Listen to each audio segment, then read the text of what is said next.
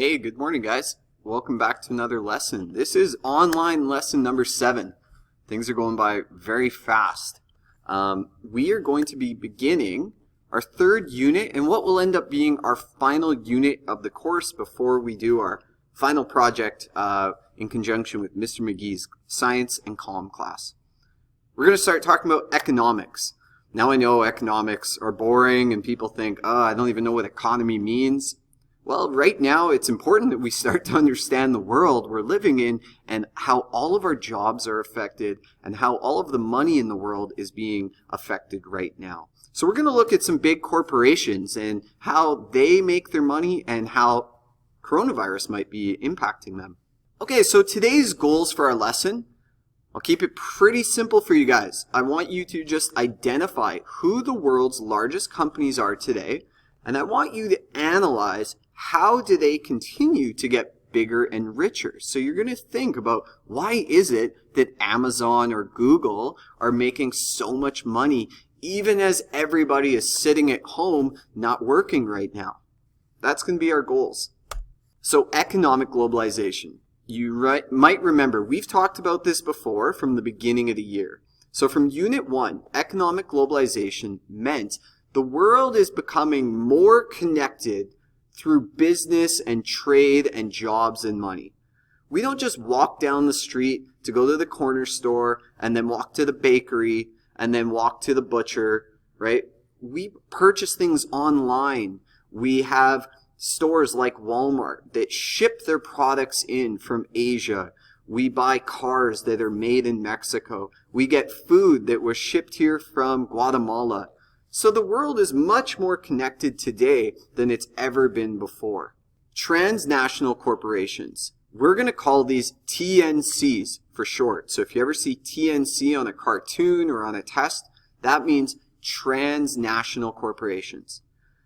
Trans means across. So transnational means across nations, across countries. So there are large and powerful companies that operate in 2 or more countries. So I want you to think about how many of these logos do you know without even thinking about it?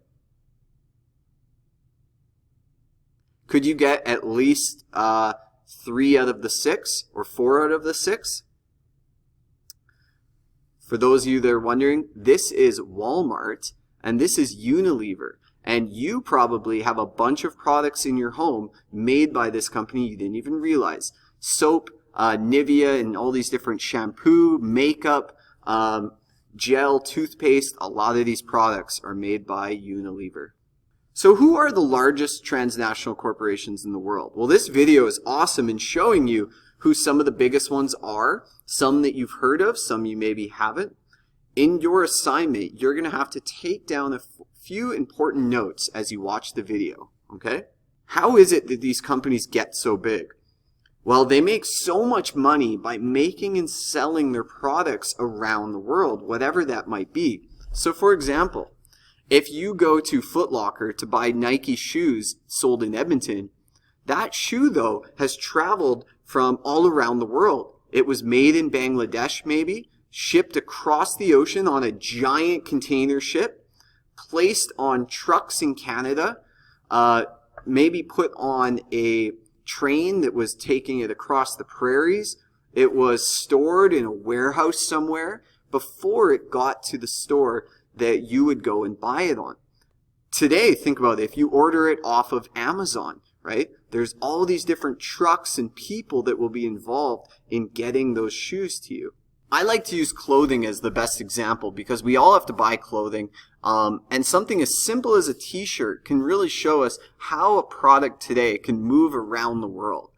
So in this video, I want you to describe the different steps that go through, that a t-shirt goes through before being sold at a clothing store. Okay, and it might take a ton of different steps around the world that you've maybe never even thought about. Now these corporations, are able to make a lot of money because they don't actually have to pay all that much in order to ship things around the world. Now that might sound kind of strange, but one of the ways TNCs get so big is called free trade agreements. So Free trade agreement is an agreement between two or more countries, and it allows businesses to sell and ship goods across the borders without paying very much tax. So imagine you're in your living room, and on one side of the room is Mexico, and on the other side of the room is Canada. Well, in order to take something across your room, you'd have to cross a border. That, in theory, should cost you money, but these corporations ask governments to reduce the taxes that they make on them in order to keep prices down. So when a t-shirt crosses the border, they don't have to pay very much tax. This makes the product cheaper for you, the consumer, but it also saves the business money. They pay less tax, they make higher profits. A really big example is Canada, US, Mexico Free Trade Agreement. Today we call this, I guess, CUMFTA. There really isn't a great acronym for it. It used to be called NAFTA, but Trump got rid of that one and he kind of snipped it, and they've created a new one. You can see here with Justin Trudeau, with Trump, and the Mexican president. So Canada, USA, and Mexico have an agreement, and it allows them to sell goods across to each other without paying much tax. These taxes are called tariffs. They're called a trade tariff, okay? And it can make a product more expensive or cheaper when it crosses the border. Here's an infographic that shows you. Take a look at some of the important facts like Canada. How much percentage of everything Canada exports, meaning sells, goes to the US? 74%. So almost like that's a vast majority of everything Canada makes and sells ends up going to the US. Same thing with Mexico. 75% of everything they make goes up to the US, and eventually some of that would make its way to Canada. Okay? Lots of oil is sold between these countries. Food, lumber, steel, clothing, all sorts of things. And this is why during coronavirus, it's been a very serious thing to try and close the border. If we close the border to completely, think about what things we might not get in Canada. There's a lot of food, a lot of products that come from the US and Mexico. So we still need the border to be working. So here's an example. I love avocados. I love guacamole. I like putting avocados with my eggs. You can put it in all sorts of things. It's really healthy food. Now, my parents growing up almost never had guacamole or never had avocados because they didn't have them at Safeway. So why do they have avocados at our local grocery stores? Well, Mexico grows avocados. They don't grow in Edmonton. They ship them through the United States on a truck to Canada. And as the truck crosses the border, the shipping company doesn't have to pay very high taxes on that avocado.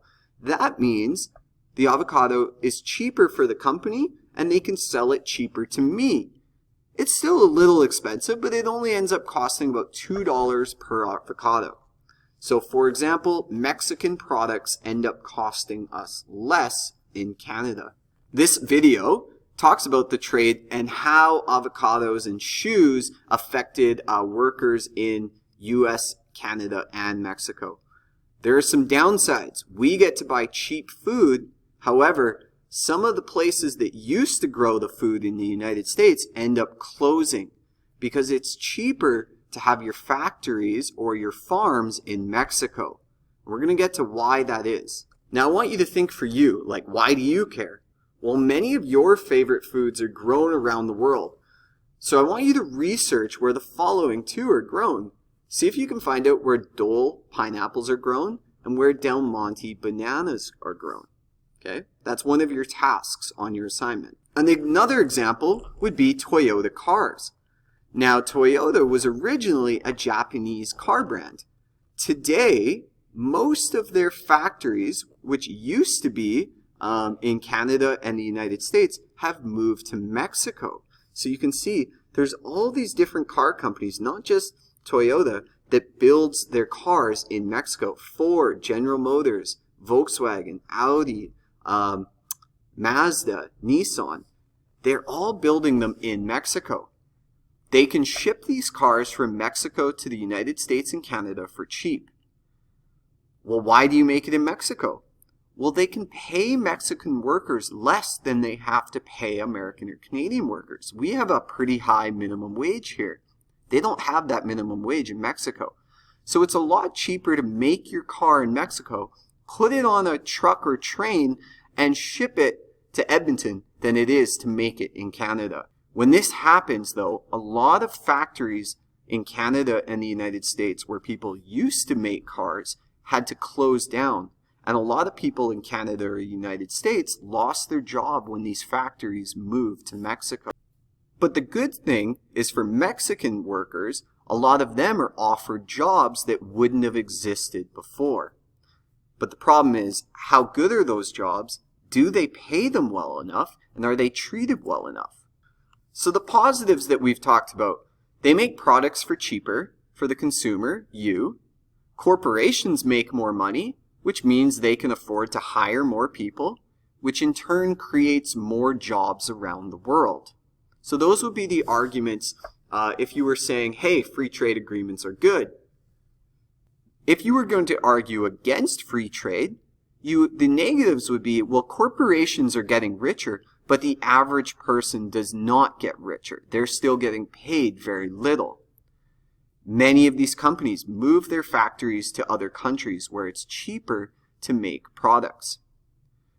Many of the workers in these other countries are paid very little compared to other jobs, and they're not always treated with respect or very safe work conditions. And these companies are often allowed to pollute in these countries more than they would be allowed to in Canada or the United States. We have stricter laws on pollution, but factories in Mexico do not have to follow the same rules. So now there's more pollution. So take a look at this cartoon here. I want you to analyze it by looking at all the different symbols, words, pictures that you see. You're going to create a little paragraph in which you analyze this. So I want you to think, first, what do you see in the cartoon? What symbols do you see? What words do you see? What has been drawn by the artist to make a point? I want you to think about what is the perspective of the artist. Are they for or are they against globalization? And how do you know if it's positive or negative?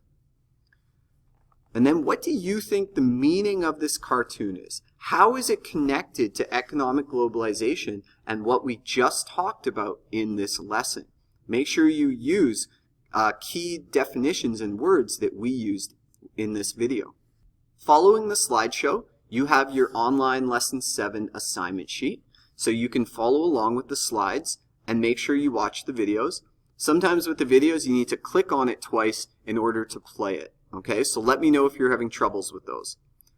You also need to analyze that cartoon that I put on the final slide, and I've given you some help to get your sentences started in blue.